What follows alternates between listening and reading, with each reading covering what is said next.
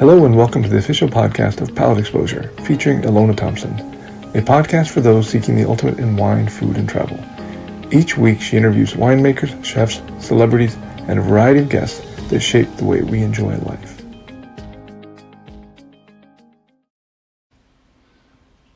Could we clone you? Oh, Is that possible? I know it'd be hard to handle for the World 203, but would you speak as the truth? You just solved a lot of world's problems. You do the right thing, you collaborative, generous, and you honor and respect people's time and money. Oh, thank you. Yeah, And that's it. I mean, there's so many things in the industry that, seem unsolvable, that are so imposing and overwhelming. How do we sell luxury wine? Well, that's how you sell it. You get together with people that love it, and you engage the audience. Yeah, I mean, too often, I hear this, is that people will say, "Oh, I want to just have this winemaker dinner on my own, because I want all those cases of wine or bottles of wine to be sold by my winery, and that recognition."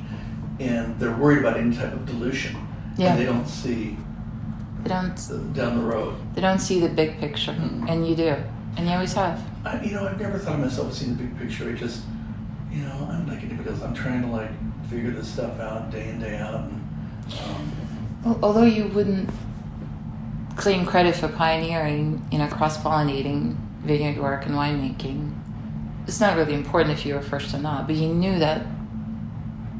You knew that so early on, and that was so important. The tour bus idea. And then the tour bus idea. The tour bus idea, which, there was believe me, I had a bigger group of people that thought, people, not just people here at the winery thought this is crazy. Yeah. But there was distributors and there was distributors on all sides. There was distributors that I would tell them what I was into. We'd set up this plan, say we're going to be in your town on such a date. This is how to utilize myself and the bus when it lands in your lap. And there was people that honestly, this sounds crazy, but that didn't know what to do with it. They went, we don't know if we really have room for that, or we're not sure how that would work. And I said, I'm telling you how it works. I'll be there. You're gonna get all your salespeople that day. You say you have your sales meeting on Friday. At some part of that meeting, when you let them go, just have them come out of the building, come on board the bus. And there was some that just couldn't wrap their head around it. It sounds so simple, and you think, who wouldn't wrap their head around it? But people wouldn't. And then you'd have some people that go, when is the bus here? We can't wait. And then in successive years, like I said, it is for 3 years. In successive years, those people that loved it in the beginning, oh my God, they made sure that date was definitely saved. And then there was still some people that never really came on slow, that never really got it. But the ones that did get it, still to this day say, when are you traveling with the bus again? And of course, I've since sold the bus. And what a stroke of genius, but it seems to make all the sense in the world. It made all the sense. I couldn't afford, I didn't have the money to, there was no private jet that was flying me from place to place. And I needed to go to all these little places, and it would have cost a fortune that I didn't have. And talk about brand attachment and recognition. Nobody's ever going to forget you after you get off that bus. No, probably not. I mean, after we, get pictures taken, we get pictures taken outside the bus, pictures inboard. There's videos. If you go to YouTube, I guess YouTube. Okay. Go to Tour Maritaggio. Tour Maritaggio. And turn up your speakers. Oh God, I can't wait. Too much fun. Is there a second rendition of this? Maybe not in the bus form, or are you ever planning to repeat the... It's so funny because now here, the people here that have said, that were really against it, and hey, it was not flawless, as I say. There'd be trips that I'd be making, almost no one would be there. People that said they'd be there wouldn't be there, and it's all of that, right? And then by the third year, Stewart was humming pretty good. Even with that, people for years have said, yeah, no, we're not doing that. My daughter, who was my GM, who really is pretty much my boss now. I don't know how that happened. She has said, hey, no, that the bus is not coming back. To recently, I heard her in the last couple months in a conversation say, well, the bus could be reborn. It's a yes. So it's probably a yes. It's a yes. So it just... So stay tuned for part 2. I've gotten older. Oh, I think that your spirit is quite young. So I know maybe physically you might need a better hotel and, nicer pillows. But other than that, the concept, I mean, think about the PR value. Think about the money you're saving in that hiring a PR agency. That's how you can sell it to her. I could never afford that. Yeah, so there you go. I had to. Pritchard Hill. Yeah. When you first came here, and now, it's a study in contrast, really. I mean, it's such a glam spot now. It is. Well, it didn't start off that way. And when I first saw this property, and my dad was the guy that engineered the road. Here's a guy with no engineering degree, right? 8th grade schooling. Yeah. He was the guy that designed this road and how it comes all the way up here. And if you're on any of the neighboring roads that go up on top of Pritchard Hill, you won't find a drive this nice. This was my dad. But it was my dad that he loved the Chapelet wines. I mean, my dad was a guy who was a drinker of their 68s. And Don Chapelet and Don Long, my father Don Long, they were friends, and my father, of course, lived in the Bay Area, would bring his friends up here and say, taste this, and introduce the people that had never tasted really quality wines. It was just like, wow. Everyone's so excited. It was really my father, who probably couldn't afford to buy land down on the valley floor at the time, that in a luncheon with, I think maybe it might have been with Don Chapelet, but, there was, trying to think who was there. There was some famous winemakers there. One was the... Probably who's who. Oh, who was the winemaker at BV that was the old one? So the old one would be Andrew Chelyshev, then it was Dick Peterson. Okay, so Andrew Chelyshev. Andrew Chelyshev, was at the luncheon with my father. Oh yeah, that's just like one icon. Icon. But at the time, he wasn't. Yes, of course. Every day. And they were having lunch together, and my father said to him, Andre, I know nothing about growing grapes. Oh my God. If you're me, where would you buy land? Yeah. And he said, well, you wanted to grow Cabernet. And my father said, I guess that's what I'd be doing. He said, right up here. And he points up on this hill. And it was that simple. It was that simple. That's how simple it was. And so my father started buying property. He bought 40 acres that was landlocked. Yeah. Couldn't even legally visit his first 40 acres. It was in the middle of all this. It was right up where the oak tree is, on the vineyard. That's where my parents used to picnic back in the 50s. They would park their car down on Silverado Trail. My father would put my mother on his shoulders, carry their picnic basket, hike through the brush. They were so proud to be Napa Valley landowners, and they would picnic under that tree in the 50s. There should be a movie about this. Oh. This is just so cool. Has anybody written it down in your family history? No. I would say no. I mean, I think there's parts in conversations that I've had, like we're having right now, where people have written things down. Yeah, just pieces of it, but I mean, not the comprehensive chronology, because I think this is a true American story. I mean, I'm hanging on to every word, and it's so compelling, and there's so much to unpack there. It's like every time you make a comment, I want to kind of get into that storyline. Wow. So from that to now, to quote, a famous publication, Rodeo Drive. I'm not sure how you feel about that characterization, but it's certainly all of a sudden a glamour spot. I was on Rodeo Drive 2 weeks ago. Crazy event. And did a bunch of partying just with another buddy. Yeah. That I guess we were going from bar to bar. And it was a fun place. I mean, for a farmer to come there when it was so much glitz and so much glamour, and I was way out of my leg, but I had a great time, fun time. So, and you are in fact in the glamour district, the Beverly Hills of Napa Valley, according to many, not just some now. There's a lot of awareness. What is it like? Because you saw it grow up from infancy, really, viticulturally, from nothing, from a zygote to a person. Very recently, I realized, and I get this a lot. You're on both sides. You're on the side where you are explaining to people Pritchard Hill, and they have no idea where it is. They just have no idea. Yeah. Okay. Then you have people, and I was at a winery the other day looking at a new, and these people just finished a new home at this winery, and they had some guests over, and this is the other side of the coin. People that have no idea what you do or where Pritchard Hill is, and then this young couple, really wine savvy. Mm-hmm.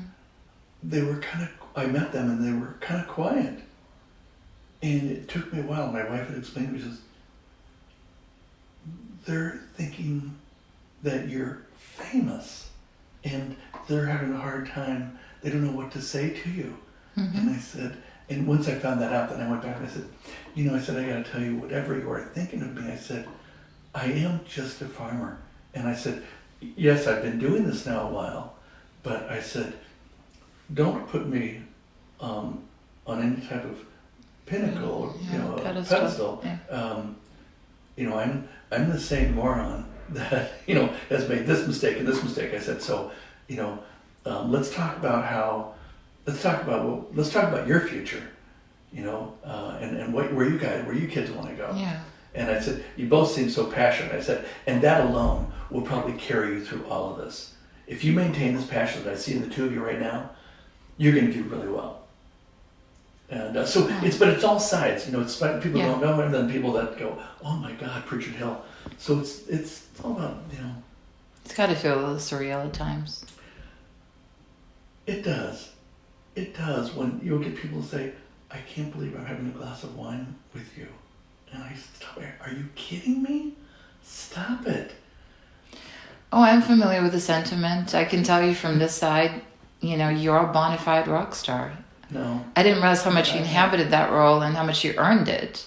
But it doesn't stop, again, on the outside looking in, having that, sense of awe. I tell people this all the time. I said,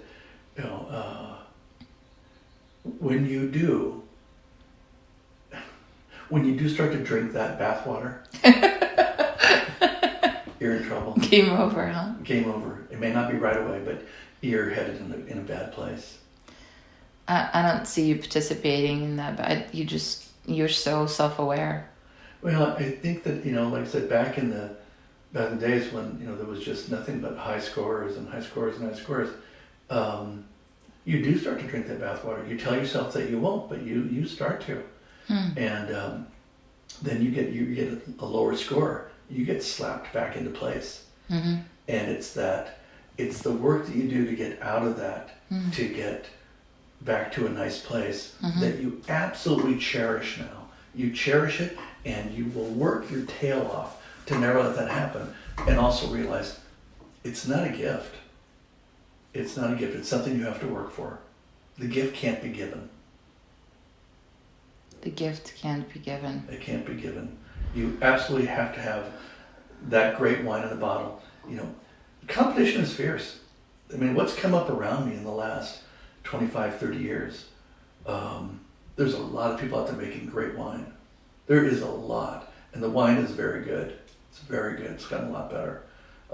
Through technology, we now have, we can all buy kind of similar equipment. And yes.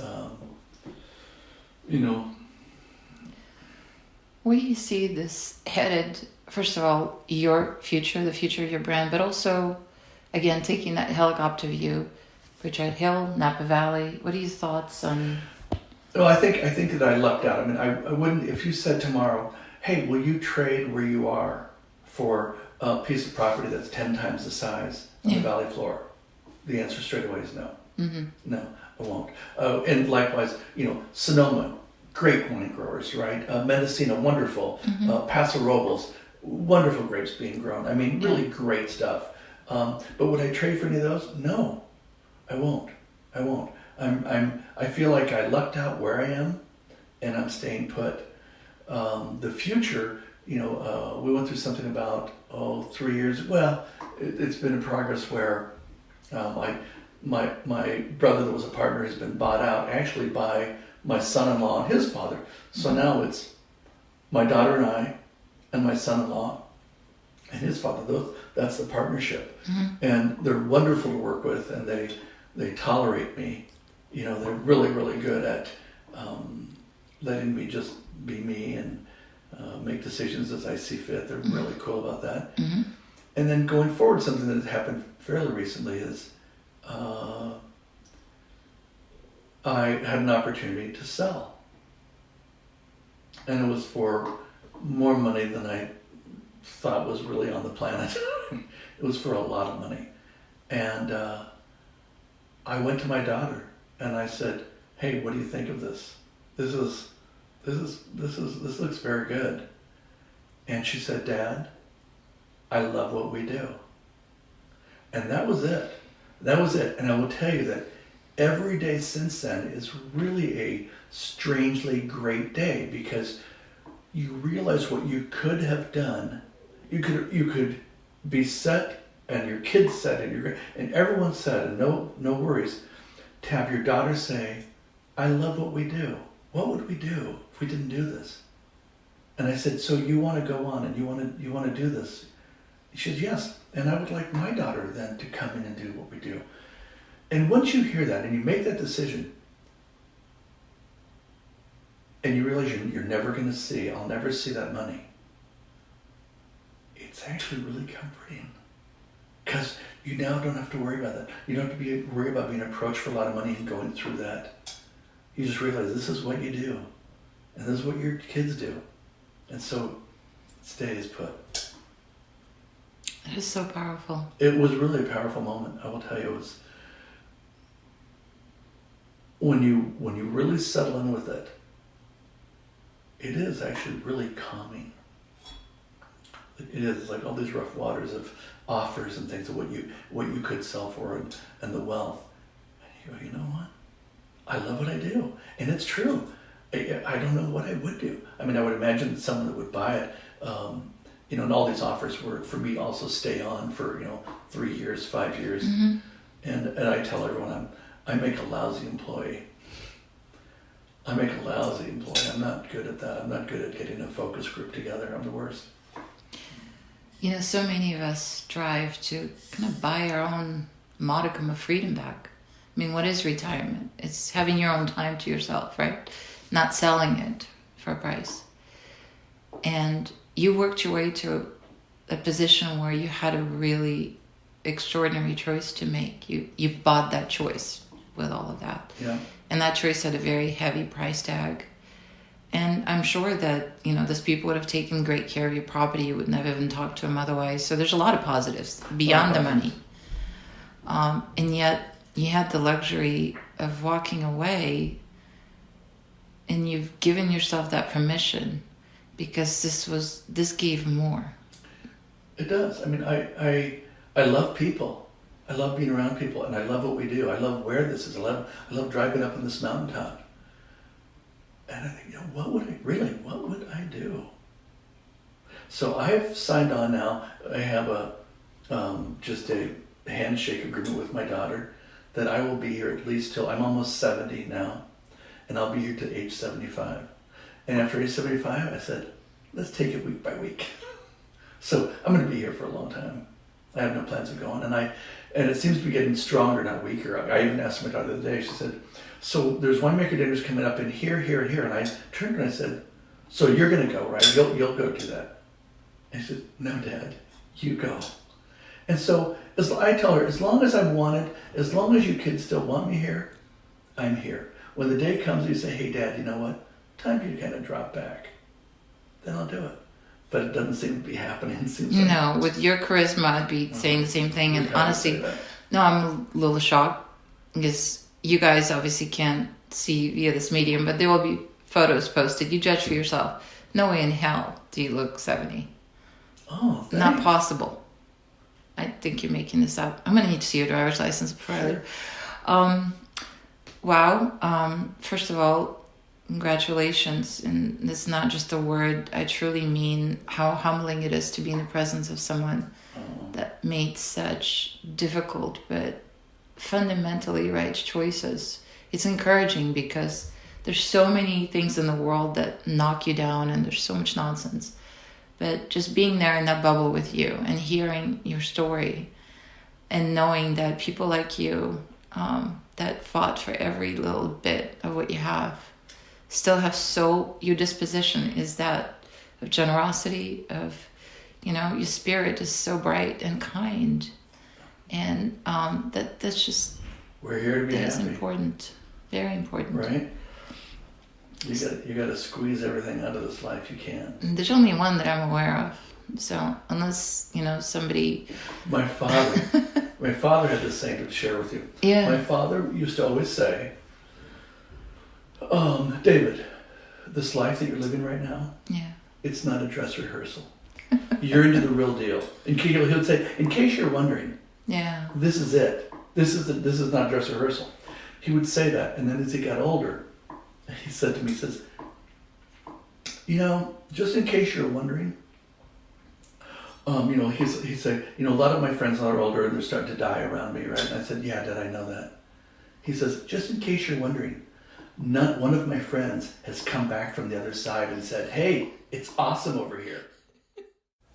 The conclusion of this interview can be found in the next podcast, already available for your download. Thanks again for tuning in to the official podcast of Palette Exposure, featuring Ilona Thompson.